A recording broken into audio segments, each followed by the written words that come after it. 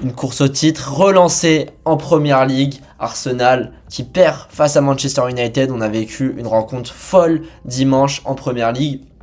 Aujourd'hui, on est dans la Zone Sport, l'émission qui décrit toute l'actualité sportive. Chaque semaine, on est encore une fois avec Zéphyr et Elias qui ne dorment pas de la nuit pour regarder l'Open d'Australie.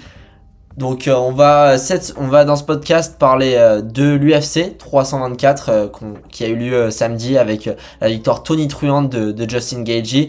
On va aussi parler de l'Open d'Australie bien évidemment, une petite preview des quarts de finale et un récap de la Première Ligue, tout ce qui s'est passé. On a City et Aston Villa qui sont maintenant à seulement 4 points de Arsenal et Manchester United de retour dans le top 4. Un nouveau Manchester United avec Michael Carrick à ses rênes. Donc bonjour Zéphyr, bonjour Elias.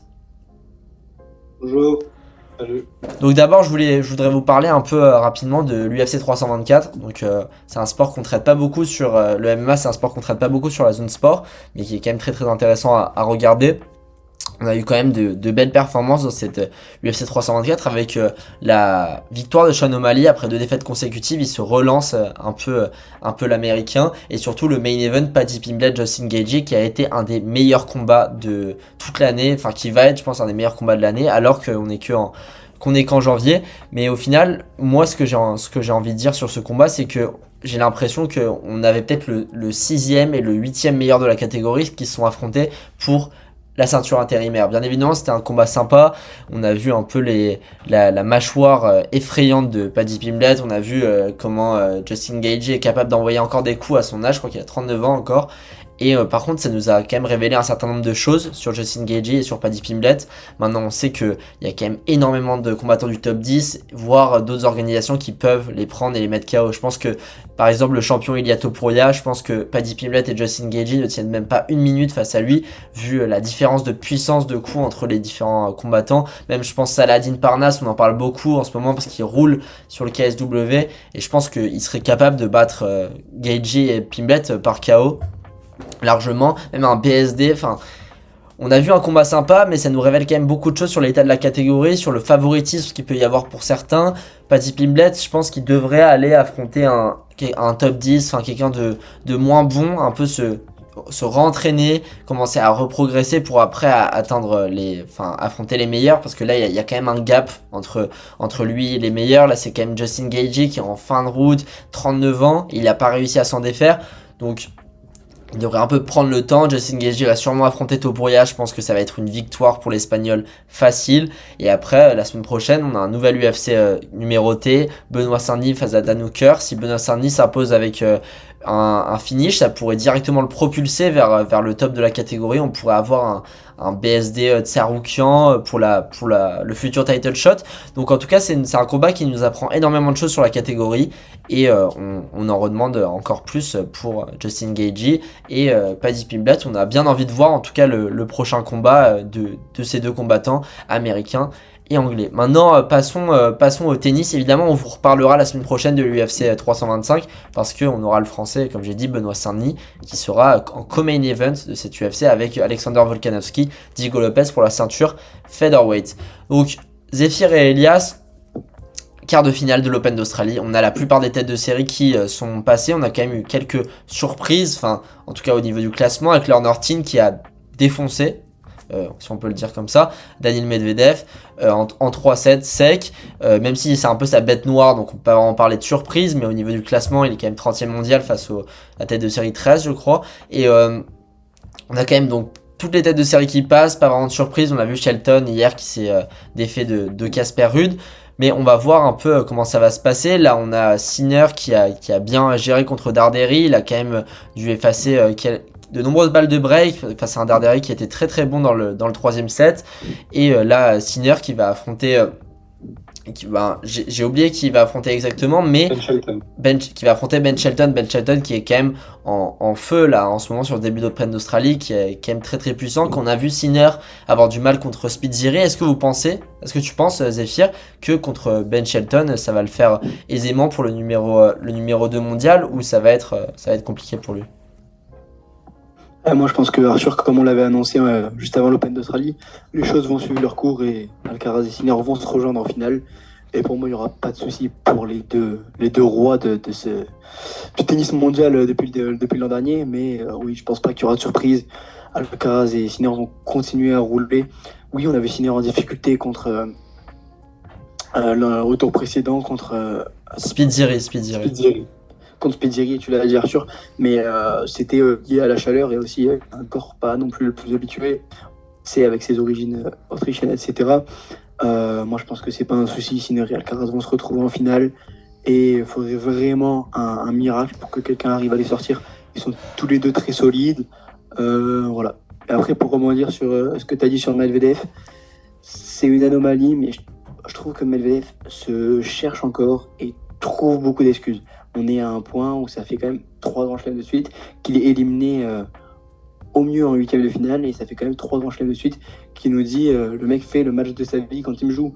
Il a dit ça contre Bonzi à Wimbledon, contre Bonzi à l'US Open. Là, il le redit contre la Martine. Alors c'est peut-être vrai, hein, peut-être qu'il jouerait malchance, mais là, ça fait quand même beaucoup de fois. Je sais pas ce que t'en penses, Elias. Bah écoute, moi pour avoir un peu regardé le match Medvedev-Lerner-Tien, Lerner-Tien je l'attendais sur ce match parce qu'il était en 2-1 sur les head-to-head et on se souvient de sa victoire éclatante l'année dernière, on en a parlé un peu dans les desks qu'on fait et tout. Lerner-Tien, c'était vraiment la révélation et t'as raison, Medvedev se cherche des excuses. Oui, les joueurs en grand chelem, ben, quand ils ont pas peur et ils jouent leur meilleur tennis, ben voilà, il faut s'adapter, c'est tout. À un moment, tu peux pas... T'as raison de trouver des excuses, être là, oui, il a joué son meilleur tennis, je me sentais bien physiquement, etc. Machin. Mais non, tu peux pas te cacher derrière ça. Mais moi, au-delà de revenir sur Medvedev, moi, Lerner-Tien, pour le coup, là, il va jouer en quart de finale contre Alexander Zverev. Un très gros quart de finale parce que Alexander Zverev contre Cerundolo, on peut penser que c'était 3-7 secs facile, mais si on regarde le match, Francisco Cerundolo était cataclysmique. Il envoyait obus sur obus 3 mètres derrière la ligne de fond de cours, ou dans le filet. Je ne sais pas combien de feux directs il a fait, mais voilà, c'est pas Zverev forcément qui a fait un très grand match hein, pour s'octroyer la victoire, même s'il était un peu plus agressif que d'habitude. Donc, Lerner-Tien contre Zverev, là, pour moi, ça va être le plus gros match à suivre de la journée. Et je ne sais pas ce que tu en penses, Zéphyr, de cette rencontre. Est-ce que Lerner-Tien il peut aller en demi-finale de cette Open d'Australie et pourquoi pas rejoindre Alcaraz dans un match où vraiment là ça va être très intéressant, ça va être une vraie opposition de style, de physique notamment. Donc je ne sais pas ce que tu en penses, mais moi je suis bien excité. Lerner-Tien, c'est ma petite pépite, c'est mon petit bonbon avec Iva Jovic. J'espère qu'on en reparlera un peu plus tard, mais ouais, c'est mes deux petites pépites là, du moment. Là. Bah, moi, je pense pas, parce que quand même, Zverev, on ne l'attendait pas, et au final, il fait quand même un bon Open d'Australie dans l'ensemble pour le moment. Je vois bien Zverev aller en demi, perdre contre Alcaraz. Et de l'autre côté, Djokovic, parce que il a profité du fait que Mensik a fait forfait, donc je vois bien Djokovic jouer contre Sinner. Et en finale, Sinner et Alcaraz. Je vois pas comment ça pourrait se passer autrement. Et après, bah, tu l'as dit, Lerner-Tien quand même pourrait créer la surprise contre Zverev. C'est la seule surprise qui me semble la plus probable, mais bon, je vois pas comment à l'arrivée on pourrait se retrouver avec une finale autre que Sinner-Alcaraz. Ah, quand même, je le rappelle aussi, on joue sous des chaleurs extrêmes là, à Melbourne aujourd'hui. Ça va être totalement n'importe quoi. Hein. Il va faire, je crois, 46 degrés au maximum. Donc on risque peut-être, Arthur, je vais te lancer là-dessus, on risque peut-être d'avoir des interruptions, etc. Donc ça peut être un peu compliqué et délicat pour certains joueurs à gérer.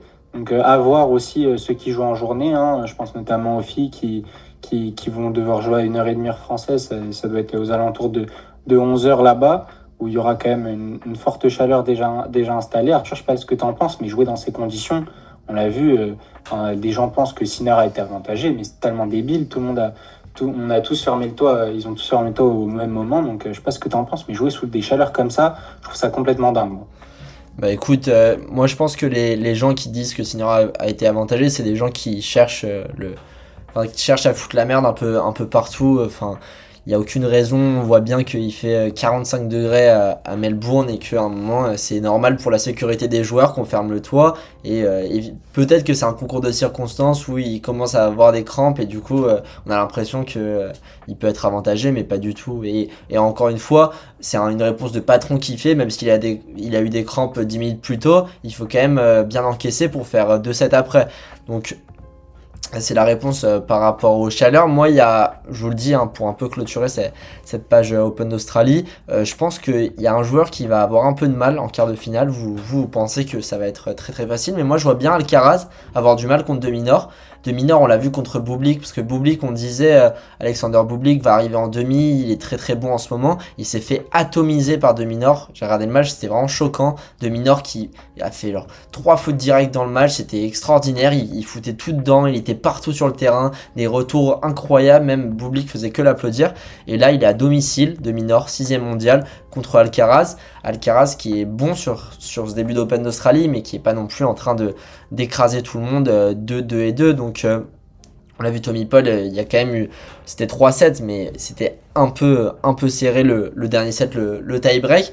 Mais en tout cas, on verra. Mais moi, je vois bien Alex de Minaur embêter Alcaraz, peut-être une victoire en 5-7 d'Alcaraz, ou alors une surprise australienne. Mais je vous le dis, je vois pas Alcaraz s'en sortir très très facilement en 3-7 et arriver en demi-finale avec un plein de confiance. Bon, finissons cette page Open d'Australie, passons à la Première Ligue quand même, qui a été l'autre sujet très très intéressant de ce week-end. On avait le choc dimanche 17h30 heure française, Arsenal-Manchester United. Manchester United de Michael Carrick, nouvel entraîneur qui a succédé à Ruben Amorim. C'était son 2e match à la tête des Red Devils. Et au final, 2e match, 2e victoire. 2 équipes du top 2, City, Arsenal. C'est extraordinaire. Les fans sont en transe et on a l'impression de redécouvrir cette équipe de Manchester United. Je sais pas ce que t'en penses, Zéphyr, mais j'ai l'impression que c'est dingue ce qui s'est passé. Parfois, c'est vrai qu'il suffit de changer un coach pour redonner la motivation aux joueurs et ressortir un élan de positivisme, ce qui avait été perdu avec le marasme avec Amorim, où c'était un négativisme chronique avec la 15e place, je crois, il me semble, l'an dernier, et beaucoup trop négatif. Donc oui, il a changé le coach, a totalement changé la donne, et c'est ce qui permet, pour l'instant, à United d'être incroyable depuis ce retour. Et on espère pour eux que ça va durer, parce que c'est quand même un club historique, et ça fait plaisir de les voir remonter au classement. Donc ça fait plaisir. Et Arsenal, qui, je l'avais annoncé quand même fin décembre, commence à se chier dessus, je l'avais dit. C'est le début, je l'avais dit. Bah écoute, ouais, moi pour avoir regardé le match, c'est vrai que Arsenal, là, ils ont comme ça, hein, ils sont comme ça parce que ouais, l'échéance arrive, il reste plus non plus beaucoup de matchs à jouer. Certes, au niveau des calendriers, c'est quand même déséquilibré avec Manchester City. Donc pourquoi pas Arsenal? Normalement, il devrait aller vers le titre parce que City, il leur reste quand même Arsenal, Liverpool, Chelsea, Aston Villa, Newcastle. Tout ça, c'est quasiment que des matchs à l'extérieur. Donc ouais, ça risque d'être compliqué pour City, mais si Arsenal fait pas le job contre United qui... Ah, t'as raison, Zéphyr, ça fait plaisir de les voir, même si moi je suis pour Manchester City. Un United fort dans une première ligue, c'est toujours hyper important, c'est essentiel même pour cette première ligue d'avoir un Manchester United au top, en forme et séduisant dans le jeu. Ils nous l'ont montré hier, en plus leur force de réaction après s'être fait revenir sur un énième corner qui pour moi est discutable parce que le gardien se fait charger dans le dos par Merino. Mais bon, visiblement, il n'y a que Arsenal qu'on laisse passer. Donc ouais, en plus avec des buts de grande classe, Cunha, Dorgu, Mbeumo, voilà, c'est vraiment des joueurs que soit Amorim c'était discret et là on a l'impression que Michael Carrick les relance, même Amad Diallo on l'a revu très bien, Kobe Mainoo également, enfin tout marche très bien avec Carrick, Fernandez qui a été décalé en 10 et là on voit une équipe très séduisante dans le jeu et contre Manchester City on l'avait vu et là il confirme contre Arsenal, c'est tout simplement incroyable et attention Arsenal. Arthur, tu veux revenir sur ce match quand même, une grosse victoire et ça relance tout là, c'est totalement dingue. Bah effectivement, moi après avoir vu ce match, j'ai l'impression qu'Arsenal a fait du Arsenal. 2 buts dégueulasses. Le premier, c'est un contre son camp et le deuxième, c'est un corner où comme d'habitude ils foutent 11 joueurs à 2 mètres du gardien. Donc il y a forcément un joueur qui finit par la mettre dedans. Enfin, tout le temps comme ça, mais bon, après ça marche, on va pas leur dire d'arrêter. Mais moi, j'étais très très très séduit par l'équipe de Manchester United, comme la semaine dernière contre City. La semaine dernière contre City, il y a 5-0, c'est pareil, ils les atomisent de A à Z. Et là, contre l'équipe d'Arsenal, la meilleure équipe d'Europe qui a battu l'Inter dans la semaine, ils ont été incroyables. Là, depuis le début de la saison, moi je voulais revenir sur quelque chose. Depuis le début de la saison, moi je militais pour que Ruben Amorim refasse jouer Kobbie Mainoo. C'est vraiment un joueur qui est le crack anglais, qui est extraordinaire, qui quand il avait 18 ans mettait des buts de dingue en Première Ligue. Et Ruben Amorim, du jour au lendemain, a décidé d'arrêter de le faire jouer. 0 titularisation en Première Ligue sous l'ère Amorim sur la saison 2025-2026. Michael Carrick arrive. 2 matchs, 2 titularisations, 90 minutes dans chaque match, et il est exceptionnel. Il apporte une nouvelle touche, il va de l'avant à chaque fois dans chaque prise de balle. Et on a l'impression que, je sais pas si tous les joueurs étaient en dépression avec Ruben Amorim, mais là, ils sont heureux de jouer au football. On voit sur les célébrations, mais Patrick Dorgu, c'est un nouveau joueur. Le mec, il met des frappes. C'est son deuxième but de sa carrière. Il met des frappes, c'est pris push-casse limite. Hein. Et on voit sur le but de Cunha, il y a tous les joueurs qui sont là à célébrer, alors que il y a 2 semaines, ils étaient la tête dans le cul avec Amorim. Donc ça fait vraiment plaisir à voir. Arsenal qui a pas sorti un match exceptionnel, c'est vraiment pas démérité la victoire des Red Devils. Et pour revenir sur la course au titre, même si City a un calendrier très chargé, beaucoup parlent de City en tant que favori à 4 points des Gunners. Il y a quand même une autre équipe qui est à 4 points, il faut le dire, personne n'en parle, Aston Villa, qui s'est encore une fois imposé à St James Park, deuxième équipe de la saison à s'être imposée à St James Park après Arsenal. City, eux, avaient perdu sur la pelouse de Newcastle, et on les sent revigorer cette équipe des Villains. Personne n'en parle, ils sont un peu là à se frayer leur chemin, ils ont quasiment la place en Ligue des Champions assurée, mais ils pourraient pourquoi pas jouer les troubles faites et aller titiller les Gunners et les Citizens, parce que City quand même, si on est sérieux, ils font une saison dégueulasse. Ils ont des matchs qui sont jamais censés perdre ou faire match nul contre Sunderland. Enfin, pas dégueulasse, mais tu vois ce que je veux dire. C'est pas les saisons de City champion sous Guardiola à 99 points où on est là en effervescence devant le jeu de City. Là, on a quand même du mal. Ils en mettent 2 contre Wolverhampton. Ils font pas un match de dingue encore une fois contre la pire équipe de l'histoire de la Première Ligue, il faut le dire. Et c'est pour ça que Arsenal, là, ils laissent passer leur chance au fur et à mesure parce que City a lâché des points. Et là, Arsenal, match nul contre Nottingham Forest, défaite contre United, ça commence à être compliqué pour eux. Je sais pas ce que t'en penses, Zéphyr, mais moi, je les sens pas au point, je les sens retomber dans leur travers. Et on dirait qu'il y a un peu un traumatisme du titre pour Arsenal, et ils vont se chier dessus comme tu l'as dit. C'est vrai que ça, c'est exactement ce que j'avais dit. Ils ont cette faculté à avoir de l'avance et au final être désastreux. Mais oui, tu l'as dit, ça pourrait très bien être une bataille à 3 avec Villa qui quand même revient fort derrière. Et Elias, tu parlais de calendrier, élément à prendre en compte, Villa a déjà joué contre Arsenal. Donc niveau calendrier, ils ont normalement une défaite, parce que bon, quand même, Arsenal est très solide cette année, une défaite en moins dans leur calendrier par rapport à un bon nombre d'équipes qui sont derrière. Donc leur 3e place me semble presque déjà assurée au vu du niveau qu'ils affichent cette saison et de l'avance qu'ils ont déjà. Mais oui, une bataille à 3, c'est très jouable au vu du jeu proposé par Unai Emery et ses joueurs. Mais voilà, ce serait beau d'avoir une surprise, ça changerait un peu d'avoir pour une fois pas Liverpool ou City, de voir un autre club enfin titiller les premières places que Arsenal, qui est le seul qui arrive de temps en temps à défier Liverpool ou City ces dernières années. Ce serait beau à voir. Elias? Bah écoute, Arthur, j'ai l'impression que c'est pas dosé, c'est la pire équipe de PL. Enfin, je sais pas, tu parles de Wolverhampton comme ça. On se souvient quand même que Arsenal, contre Wolverhampton, ils ont failli lâcher des points hyper importants. C'est le mec qui met quand même 2 CSC contre Arsenal, en plus à l'Emirates et tout. Donc tu peux pas dire que c'est une petite équipe Wolverhampton. De toute façon, en PL, non mais ok, c'est peut-être un des pires débuts de l'histoire de PL. Mais il y a un moment, en fait, quand tu es en PL, tu peux pas te reposer sur tes lauriers. Je suis d'accord, pour le coup, la saison de City n'est vraiment pas au niveau. En plus, les pertes de Gvardiol et de Ruben Dias, coup sur coup, dans le même match, ont fait extrêmement mal. On l'a vu avec le jeune Max Alleyne, qui s'est...